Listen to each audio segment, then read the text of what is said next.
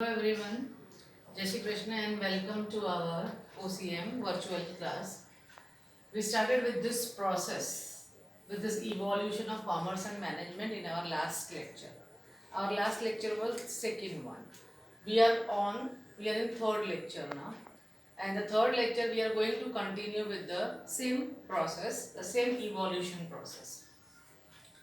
We started with early men satisfying their three basic needs: food, clothing, and shelter, with the help of food, vegetables, and animal flesh, animal skin, leaves, trees, and caves. All these three basic needs were satisfied by these items, which were easily and abundantly available in nature.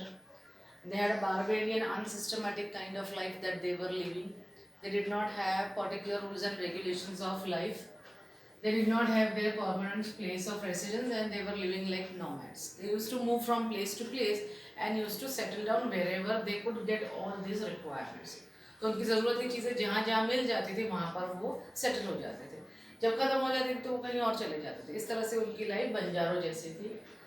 धीरे धीरे over a period of time, काफ़ी सालों के बाद उनमें sense of belongingness, अपनेपन की भावना develop हुई और फिर उनमें फैमिली लाइफ की अकल आई. उनको लगा कि अब हमें फैमिली के तौर पर सेटल लाइफ जीनी चाहिए.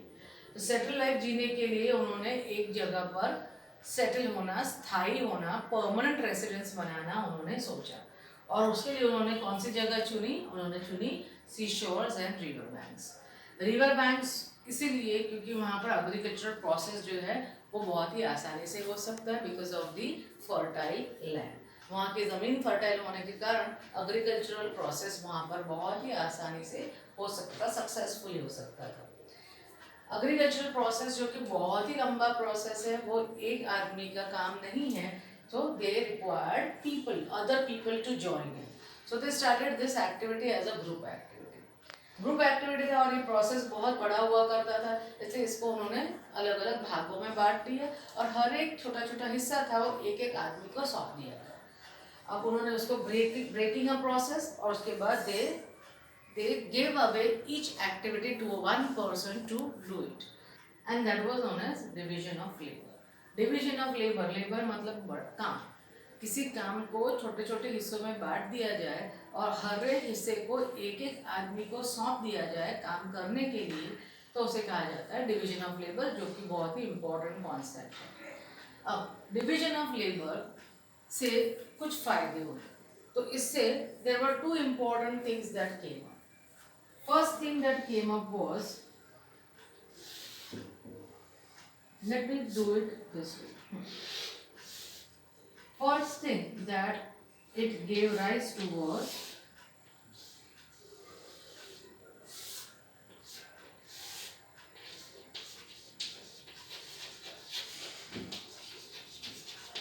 specialization and expertise.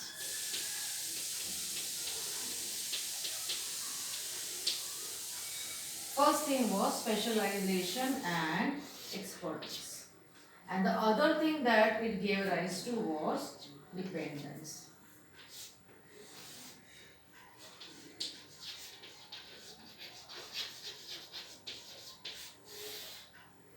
The another thing was dependence. Now, division of labour एक पूरे प्रोसेस को छोटे छोटे हिस्सों में बांटकर एक एक आदमी को सौंपा गया. जैसे ploughing was done by only one person, sowing of seeds was done by the another person. Say for example there were a few people, Mr. A, B, C, D, E, F, G. तो A would first dig the land, पहले वो digging करेगा. B will sow the seeds. C will then cover the land. D will then water the plants. He will do the watering work. E will take care. He will protect it from the other animals, nearby animals. The another person will sprinkle some pesticides and insecticides. And the last person will cut the crop, and the yet another person, yet more, eighth person will clean the crop. उसको साफ करेगा फसल को और आपस में वो लोग 8 हिस्सों में उसे बांट देंगे. तो इस तरह से काम होने लगा. काम बड़े बड़े कामों को छोटे छोटे हिस्सों में बांटकर किया जाने लगा और उसका जो रिजल्ट हुआ करता था वो रिजल्ट आपस में लोग बांट लिया करते थे। अब जब ये हुआ तो इसका एक फायदा क्या हुआ कि एक ही आदमी एक ही काम बार बार करता था, इसीलिए वो क्या हो गया, उसमें एकदम एक्सपर्ट हो गया, वो उसमें स्पेशलाइज हो गया। जैसे कि मिस्टर बी जो है उसका काम था सीड सो करना, मतलब अनाज बोना। अब बीज बोने का काम मिस्टर बी के हिस्से में आया तो वही काम बार बार करता था, साल दर साल, ईयर आफ्टर ईयर वो वही काम करता था। और क्योंकि वो वही काम करता था तो उसमें क्या बन गया, उसके अंदर वो स्पेशलाइज बन गया, एक्सपर्ट बन गया। फिर वो इतना अच्छे से करने लगा कि उस काम को बी से बेहतर और कोई नहीं कर पाता था। ठीक है। अब जब कोई काम कोई आदमी बार बार करता है तो वो उसमें स्पेशलाइज हो जाता है और फिर उसकी क्वालिटी भी बेटर होती है, स्पीड भी बढ़ती है और टाइम भी कम जाता है, वेस्टेज भी कम होता है। से for example, in your house there are so many jobs to be done, so many things to be done. Some people are given that particular thing for years. Say for example your mother cooks for years. अब तुम्हारी mummy सालों से cooking कर रही है। अब अगर आप अपने जॉब्स बदल दें, आप कुछ और काम करते हैं और आपकी मम्मी कुछ और काम कर रही है, आपकी मम्मी को के हिस्से में कुकिंग का काम आया सालों से, तो क्योंकि वो सालों से कुकिंग कर रही है, she has become more specialised and expert in this particular field, in the particular field of cooking. Now if you cook, you will not be able to cook as tasty food as she does. Secondly, you will go for lot of wastage, बहुत सारा wastage भी होगा। और thirdly, you will be slow, तो आप time भी waste करेंगे, आप रिसोर्सेज भी वेस्ट करेंगे और क्वालिटी में भी कॉम्प्रोमाइज हो जाएगा। तो ये सारे जो इम्पोर्टेंट रिसोर्सेज है, टाइम, मटेरियल, ये सारा वेस्ट होगा क्योंकि आप करेंगे। लेकिन क्योंकि वो आपकी मदर कर रही है तो ये सारी चीज़ें जो हैं उसका फ़ायदा आपको मिलेगा, टाइम भी बच जाएगा, क्वालिटी भी अच्छी होगी, प्लस इसके अंदर वेस्टेज भी नहीं होगा। तो इससे क्या होगा, वेस्टेज नहीं होगा, better quality, speed and wastage will be less. So this benefits were because of specialisation. चौथा इम्पॉर्टेंट इससे क्या एक इम्पॉर्टेंट बेनिफिट है, is innovation. Your mother is doing it since years, सालों से मम्मी खाना बना रही है, तो क्या होगा, वो नई नई चीज़ें बनाएगी और ज़्यादा तेज़ी से बनाने के, वो नए नए तरीके ढूंढेगी बनाने के। एंड शी विल कुछ नया, दो चार चीज़ें फ्यूजन करके मिक्स करके कुछ नई चीज़ बनाएगी। तो कुछ नयापन जो होता है, जब किसी चीज़ में कोई नयापन आता है, something new that occurs, is known as innovation, which is very important in today's day of marketing. In today's era, today's time of marketing, innovation is considered to be very important component. So here specialization और expertise किसकी वजह से होगा, division of labor। और दूसरा क्या हुआ, उसका दूसरा एक क्या रिजल्ट आया, कॉन्सिक्वेंस आया, was dependent। Now these 8 people, ये 8 लोग जो है उनका काम जो है बटा हुआ था, एक के बाद दूसरा, दूसरे के बाद तीसरा, इस तरह से उनको ऑर्डर में, क्रोनोलॉजिकल ऑर्डर में अरेंज किया गया। पहले ए का काम होगा, ए डिगिंग करेगा तो बी सोइंग करेगा, बी सोइंग करेगा तो सी उसको कवर करेगा, सी कवर करेगा तो ही तो डी उसको पानी दे पाएगा। तो इस तरह से सारे लोग जो हैं वो दूसरे लोगों के ऊपर डिपेंडेंट हो गए। जब तक ए अपना काम नहीं करता तब तक बी का काम शुरू नहीं होगा, उसी तरह से जब तक ए और बी अपना काम नहीं करे तब तक सी नहीं कर पाएगा, जब तक ए बी सी अपना काम नहीं कर पाते तब तक डी अपना काम नहीं कर पाएगा। इस तरह से सब लोग दूसरों के ऊपर डिपेंडेंट हो गए। डिपेंडेंस तो जब ग्रुप एक्टिविटी में, जो ग्रुप अगर एक्टिविटी से काम होता है तो डिपेंडेंस अपने आप आ ही जाता है, because you are working in a group, so you have to divide the work, and when you divide the work everybody is dependent on others, so this gave rise to dependence. So these are two important consequences of division of labor. Now after that, after dependence and expertise and specialization, this gave rise to something else. And what was that? That was innovation and teamwork. As I told you,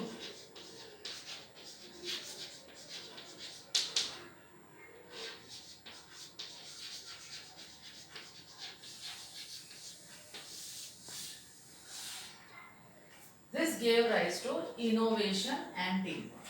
I told you when a person is doing the same work over and over again, बार बार, तो innovation होगा. उसको काम करने के shortcuts निकालेगा, वो और better तरीके निकालेगा, and that will give rise to something new. कुछ नएपन को डेवलप करेगा, और जब कुछ नया डेवलप होता है तो उसे हम क्या कहते हैं? इनोवेशन. और क्योंकि वो सारे एक दूसरे के ऊपर डिपेंडेंट है, दे नो वेरी वेल कि हम जब तक साथ में मिलकर काम नहीं करेंगे तब तक हमें उसका फायदा नहीं मिलेगा. कोई भी एक आदमी अगर काम नहीं करेगा तो बाकी के साथ को भी उसका फायदा नहीं मिलेगा. इसीलिए ये डिपेंडेंस की वजह से उन्होंने टीम वर्क में काम करना शुरू किया. तो that gave rise to innovation and team work. Now when people work in team, see now one more thing I wanted to tell you without fail. See to it that you draw this chart in your notebook. आप अपनी notebook में ये chart बनाएंगे. आप text books भी ले आएंगे. OCM की टेक्स्ट बुक मार्केट में अवेलेबल है. इकोनॉमिक्स और अकाउंट्स की अवेलेबल नहीं है अभी, लेकिन OCM की टेक्स्ट बुक्स मार्केट में अवेलेबल है. तो मेक श्योर कि आप टेक्स्ट बुक मार्केट से ले आए. और टेक्स्ट बुक की तो अभी ज़रूरत नहीं है, उसकी ज़रूरत पड़ेगी अभी 1-2 लेक्चर के बाद. बट उसके पहले ये जो चार्ट मैंने यहाँ पर बनाया वो आपको आपकी नोटबुक में बनाना है.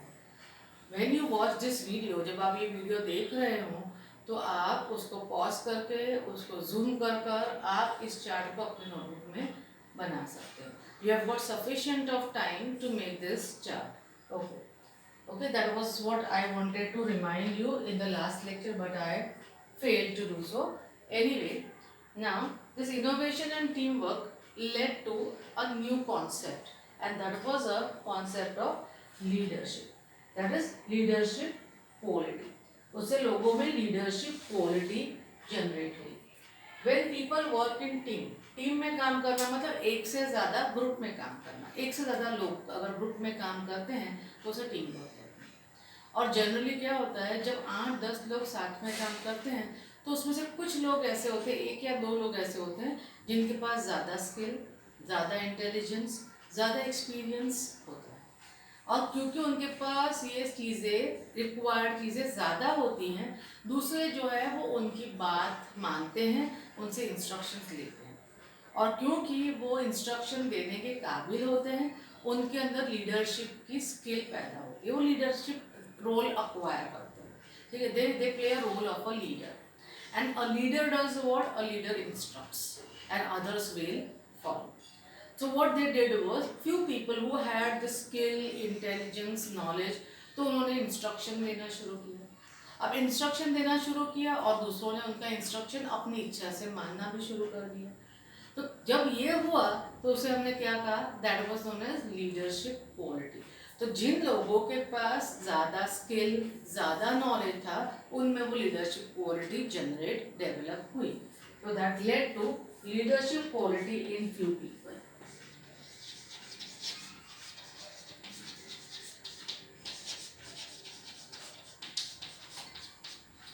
This gave rise to leadership quality in few people. So out of these 8 people that I took the example of agriculture, तो this 8 people A B C D E F G H, उसमें से जो 1-2 लोग जिसके पास थोड़ा ज़्यादा knowledge था, जो एक्सपीरियंस थे, थोड़े सीनियर थे, तो उन्होंने इंस्ट्रक्शन देना शुरू किया. और उनकी इंस्ट्रक्शंस मानना किसने शुरू किया? बाकी के लोग उनकी इंस्ट्रक्शंस मानते थे. तो जब इंस्ट्रक्शन देना और इंस्ट्रक्शन मानने का प्रोसेस शुरू हुआ, that gave rise to another relationship. उससे उनमें एक अलग ही रिलेशनशिप पैदा हुआ.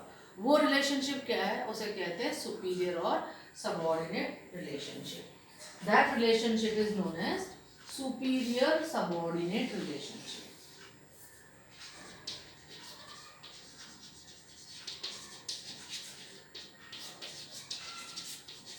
I'll write down in short here. Superior sub means subordinate, RELN means relationship. So that superior subordinate relationship कैसे शुरुआत हुई उसकी? क्योंकि कुछ लोगों के पास लीडरशिप क्वालिटी थी. कुछ लोगों के पास लीडरशिप क्वालिटी इसलिए वो इंस्ट्रक्शन देते थे, और कुछ लोग जिनके पास ये स्किल नहीं थी वो उस इंस्ट्रक्शन को फॉलो कर कर उसके अनुसार काम करते थे. तो इंस्ट्रक्शन देने वाला सुपीरियर कहलाता है और इंस्ट्रक्शंस को फॉलो करने वाला सबऑर्डिनेट कहलाता है. जनरली सुपीरियर जो होता है उसका हायर पोजीशन होता है सबऑर्डिनेट की लोअर पोजीशन होती है। तो इस तरह से इस तरह का रिलेशनशिप उन लोगों में हुआ, उन लोगों में शुरू हुआ, डेवलप हुआ। और इसी रिलेशनशिप के यही बेस है, ये किसका बेस है, इसी से व्हाट बिगैन विद दैट, इसी से शुरू हुआ management.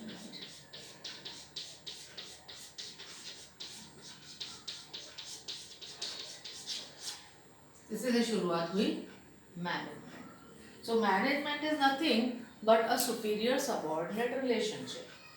Management is nothing but getting work done with and through the help of others.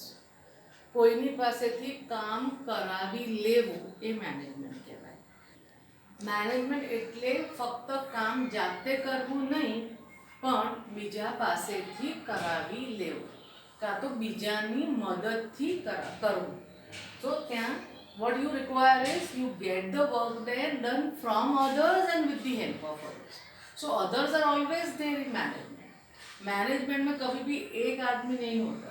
Management की फर्स्ट कंडीशन है that there should be more than one people. At least 2 persons should be there. And out of those 2 persons, one should give the orders and other should follow. The one who gives the order is a superior and the one who follows is the subordinate. Superior का काम होता है order देना और subordinate का काम होता है उस ऑर्डर को फॉलो करना और रिपोर्ट करना. अच्छा, अब जो सुपीरियर होगा उसके पास सबऑर्डिनेट से थोड़ा ज़्यादा नॉलेज होगा, थोड़ा ज़्यादा एक्सपीरियंस होगा, थोड़ा ज़्यादा इंटेलिजेंस होगा, ज़्यादा स्किल होगा. तो वो उस स्किल, इंटेलिजेंस और उस एक्सपीरियंस के बेस पर इंस्ट्रक्शंस दे पाएगा और उसका सबऑर्डिनेट जो है वो उसे फॉलो करेगा. तो ये सुपीरियर सबऑर्डिनेट रिलेशनशिप जो है वही मैनेजमेंट का बेस है. और इसी सेटिंग को, इसी सिस्टमैटिक सेटिंग को हम क्या कहते हैं, मैनेजमेंट कहते हैं. तो इससे मैनेजमेंट की शुरुआत हुई. तो इस तरह से मैनेजमेंट का इवोल्यूशन हुआ. अब मैनेजमेंट का इवोल्यूशन हुआ, पर मैनेजमेंट क्यों चाहिए, why do we need to manage, management करना ही क्यों है ऑर्गेनाइजेशन में. बिना मैनेजमेंट के ऑर्गेनाइजेशन के ऑब्जेक्टिव्स अचीव हो सकते हैं कि नहीं हो सकते. मैनेजमेंट फर्दर मैनेजमेंट के बाद क्या हो, तो मैनेजमेंट भी उतना ही पुराना है जितना पुराना ह्यूमन सिविलाइजेशन. तो मैनेजमेंट की ज़रूरत क्यों है, तो why management. So why we require management, management की ज़रूरत क्या है, मैनेजमेंट से क्या फ़ायदे होते हैं ऑर्गेनाइजेशन को, और मैनेजमेंट अगर ना हो तो ऑर्गेनाइजेशन को क्या नुकसान हो सकता है, वो हम जब पढ़ेंगे तो धीरे धीरे that will give rise to the evolution of commerce. Management के आगे चलते चलते कॉमर्स का इवोल्यूशन हुआ.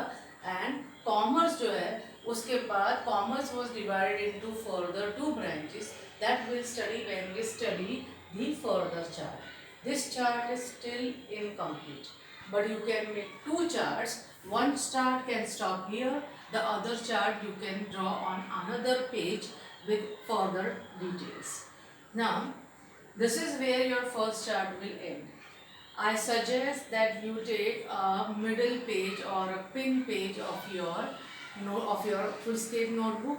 Or if possible, if you can get a chart paper, you can take a chart paper from the market and draw it on that. Do one thing, you can draw this first in your notebook, see how long the chart is. Later on you can draw it on a chart paper, and once the school is open, later I will check them. Okay, so we stop this for today. What did we do today is, we started with the evolution of commerce and management. Management evolved first and then came commerce. Early men, or you can say the commerce and management, their evolution went hand in hand together. But from this we will link it with the concept of commerce. Early men, 3 basic needs, very limited needs, core needs, they are known as core needs. core basic मतलब एकदम minimum, bare minimum, बिल्कुल जीवन जरूरियातों. और they are food clothing and shelter. Food clothing and શેલ્ટરની જરૂરિયાતો એ કેવી રીતે પૂરી પાડતા હતા, ફૂડ ખાઈને, વેજીટેબલ્સ ખાઈને અને એનિમલ ફ્લેશ. ક્લોથિંગ, કપડાની જરૂરત એમની કેવી રીતે પૂરી થતી હતી, બાય વેરિંગ એનિમલ સ્કિન્સ અને લીવ્સ. અને એ જ રીતે રહેતા હતા ક્યાં, ટ્રીઝ પર અને કેવ્સમાં. એવી જ રીતે એમની લાઈફ કેવી હતી? બાર્બેરિયન લાઈફ હતી. Barbarian life means which was not having any systematic rules, જેમાં કોઈ નિયમો કે કોઈ કાનૂન ન હોય. So they were living that way. They were as good as nomads. They had no place of residence. रहने की कोई जगह निश्चित नहीं थी, कहीं पर भी रह लेते थे, कहीं पर भी बंजारों की तरह निकल पड़ते थे. उससे कुछ सालों तक यही इसी तरह से चलता रहा. धीरे धीरे उनमें सेंस ऑफ बिलोंगिंगनेस आता गया. उनको लगा कि अब हमारा अपना कोई होना चाहिए और हमारी फैमिली होनी चाहिए. इससे फैमिली लाइफ का कॉन्सेप्ट शुरू हुआ. फैमिली लाइफ की वजह से उन्होंने एक जगह पर रहना पसंद किया. That gave rise to permanent settled life. So that gave rise to the permanent residents. They thought that we will be now living at one particular place. They chose seashore or riverbank, where they did agricultural activity, which was a big activity. So that big activity cannot be done by one person, so they started doing it in a group. Because of group, there were so many people, so they divided the big activity, big process into smaller parts, each person doing one part. That is known as, that is still known as that important concept of division of labor. Division of labor led to two concepts. Specialisation expertise एक concept है और दूसरा dependence. क्योंकि group में काम होता था, इसीलिए जो आदमी वही काम बार बार करता था वो उसमें स्पेशलाइज हो गया, एक्सपर्ट हो गया. और क्योंकि वो सारा पूरा प्रोसेस जो है लोगों ने आपस में बांट रखा था, इसे सब एक दूसरे के ऊपर डिपेंडेंट थे. जब तक सब मिलकर काम नहीं करते तब तक सबको फायदा नहीं होता. इससे क्या फायदा हुआ? जब कोई आदमी एक ही काम बार बार करता है तो उससे क्या होगा? इनोवेशन होगा.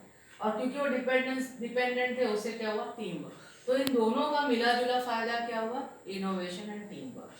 जब टीम वर्क से काम होता है तो कुछ लोग जो है, जब काफ़ी सारे लोग टीम वर्क से काम करते हैं तो कुछ लोग जिनके अंदर लीडरशिप क्वालिटी होती है वो सुपीरियर का रोल अक्वायर करते हैं, और जिनमें लीडरशिप क्वालिटी नहीं होती है, जो इनमें कम इंटेलिजेंस होता है, कम स्किल होता है, वो उसको सिर्फ फॉलो करते हैं. तो इस तरह से सुपीरियर सबऑर्डिनेट रिलेशनशिप भी डेवलप हुआ. सुपीरियर सबऑर्डिनेट रिलेशनशिप और लोगों से काम करवाने की कला जो है उसी को मैनेजमेंट कहते हैं. Management is an art of getting things done with and through the help of others. So that was what management. And why management? Why do we study management? That is the next last stage. But here we do not stop. The process does not stop here. The process still continues. So we'll continue in the next class. Till then, draw this chart. Keep reading this chart once or twice a day so that it gets fit in your brain, so that you don't forget it. This is not going to be helpful to you in 11th. It is all going to be helpful to you till the time you study commerce. So in the next lecture, we'll continue with the same chart. Till then, take care. Bye bye.